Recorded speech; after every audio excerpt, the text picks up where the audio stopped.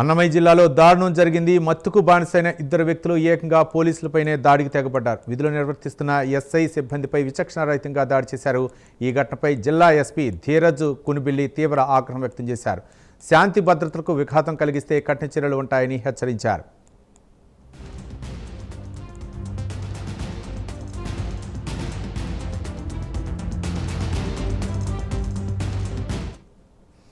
సదూం గాంధీ రోడ్లోని సాయిబాబా దేవాలయం ఎదురుగా ఉన్న దస్తగిరి ఇంట్లో హర్యానాకు చెందిన హితేశ్వర్, రామేశ్వర్ అనే ఇద్దరు అద్దెకుంటున్నారు.